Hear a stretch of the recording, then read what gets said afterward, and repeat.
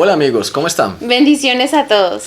Este es el módulo 7. El tema es la iglesia, la congregación. ¿Qué es? ¿Cómo nosotros tenemos que asumir esto? ¿Es importante? ¿Lo tenemos que hacer? Uy, no, pero eso no es como ser uno muy religioso, como que en serio es ir a un sitio de muros, paredes, el templo de Dios somos nosotros, el cuerpo, el espíritu, ¿no? Eso es lo que todos decimos o todos creemos, que a la iglesia no hay que ir. Eso he escuchado también. Pues bueno, en realidad nosotros somos el templo de Dios, habita en nosotros, pero la iglesia tiene que ver con la reunión de las personas que son seguidores de Dios. O sea, es decir, que comparten una creencia. Esa es la iglesia. De hecho, la palabra habla como en términos de que es la novia de Jesús, es decir, como toda la familia de Dios. Esa es su iglesia. Y entonces tenemos la iglesia universal, que son las personas de todo el mundo, seguidores de Cristo, que hacen parte pues de esta familia. Y está la iglesia local, donde las personas se congregan en lugares determinados y tienen una misión o un llamado específico. Por ejemplo, hay iglesias donde el llamado está más a lo evangelístico, o donde el llamado está más hacia lo musical, o hacia las obras sociales, en fin, todas hacen parte de la iglesia universal. Es importante entender que la iglesia no es solamente un edificio. En la iglesia somos todos, cada uno lo que aporta, cada uno que está siguiendo a Cristo, que quiere servirle, que quiere ir hacia adelante. Eso somos la iglesia. Exacto, la palabra dice que donde nos reunimos dos o más en su nombre, ahí está Él, es decir, que esa hace parte de la iglesia del Señor. Ahora, ¿cómo funciona la iglesia? Bueno, pues la palabra hace una metáfora sobre la iglesia como un cuerpo, donde tiene diferentes miembros con diferentes habilidades y diferentes funciones, pero todos igual de importantes. Cada uno de los miembros hace parte de ese cuerpo, no sobreviven si están lejos. ¿O qué pasaría con una mano si ustedes la cortan del cuerpo y la dejan sola? Pues se muere. Y todo este cuerpo obviamente está bajo la guía de la cabeza, que en este caso es Jesús. Jesús es la cabeza de la iglesia. Esta funciona con la autoridad de Jesús y de las autoridades delegadas, las que el Señor instituya. Pero ¿cuál es el propósito de la iglesia? ¿Tú qué crees que para qué sirve la iglesia? Bueno, pues inicialmente yo me congregaba en la iglesia católica. Pues sí, era un sitio donde uno iba, escuchaba la prédica, o era para confesarse, era para ir a arrepentirse, era para hablar con Dios, básicamente.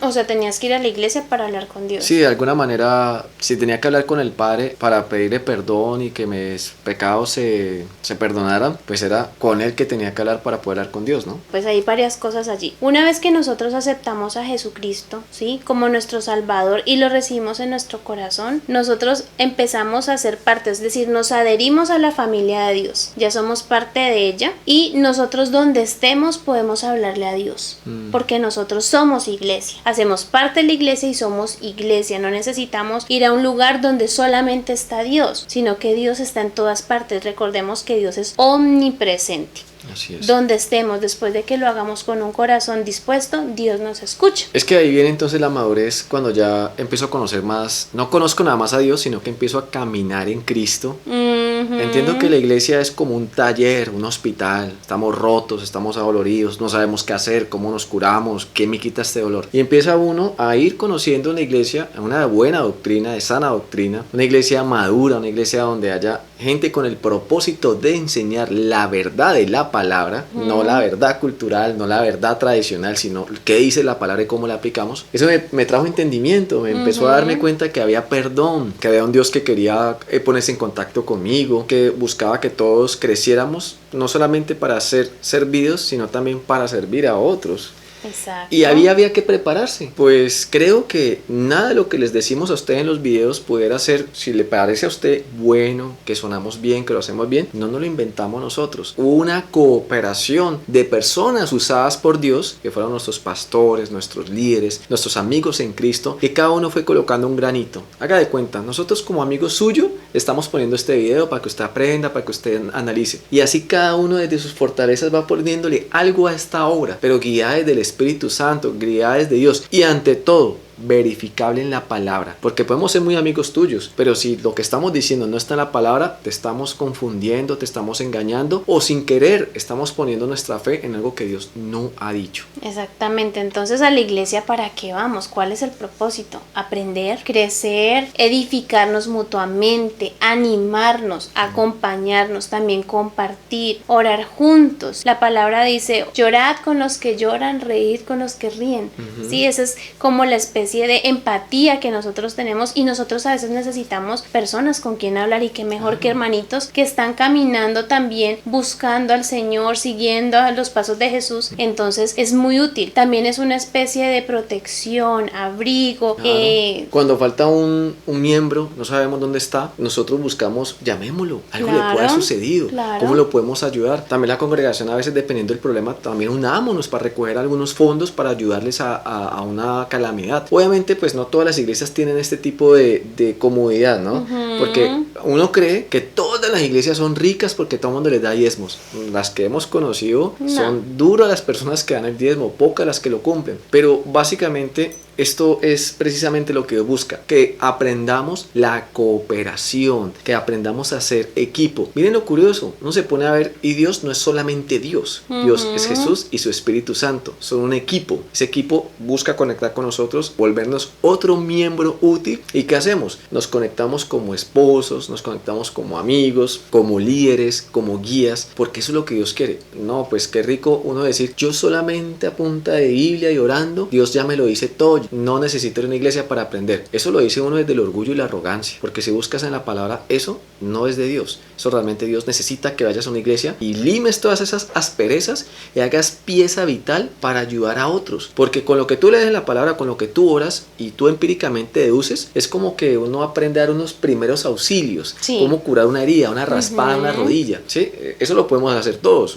Coja alcohol, coja agua oxigenada, algodoncito, una cintica, salió ahí. Pero lo que Dios busca es que como congregación, su Espíritu Santo le dé una parte a ella, me dé otra parte a mí, le dé otra parte a otro hermano, y entre todos juntamos eso y nos enriquecemos en Dios. Y ahí es cuando enfrentamos heridas más grandes, que no son solamente la raspadura en las rodillas, sino por ejemplo un cambio de corazón, un cambio de mentalidad, o sea, miembros que son más difíciles de reemplazar. Lo hago en comparación con un hospital, sino que me refiero que yo, por ejemplo, tengo un llamado para la restauración de las mujeres, lo he sentido, soy evangelista, por eso siempre estoy hablando y soy de las ideas y hagamos esto, hagamos lo otro.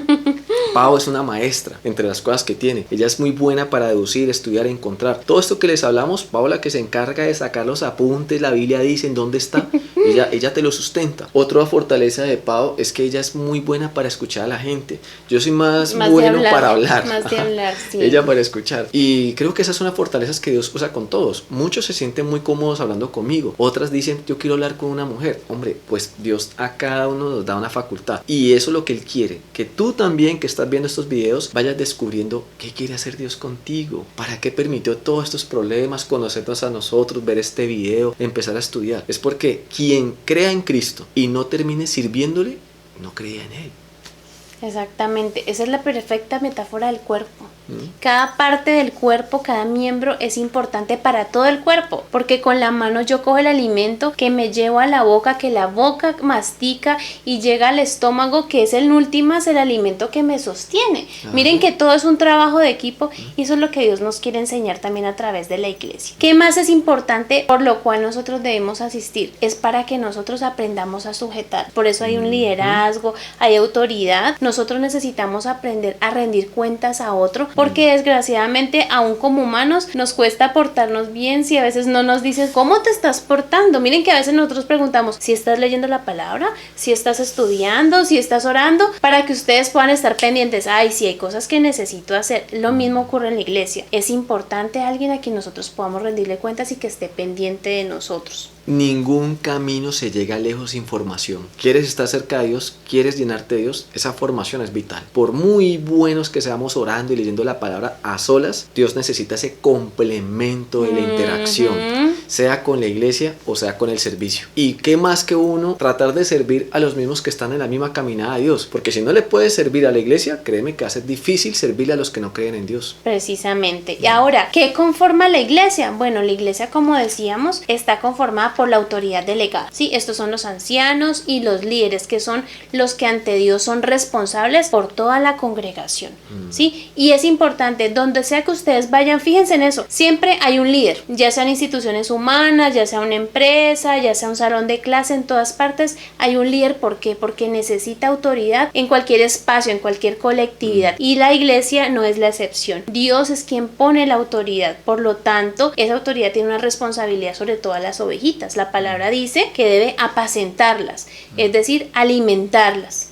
especialmente alimentarlas, guiarlas también, acompañarlas, cuidarlas, todo eso. Y además de todo la conforman pues todas las ovejitas, todos los fieles, que somos todos en general, y los unos a los otros nos acompañamos. ¿Y cómo se logra todo ese funcionamiento y esa edificación y fortalecimiento de todos los fieles, de todas las ovejitas? Pues a partir también de los ministerios, que son el apóstol, el pastor, el evangelista, el misionero y el maestro.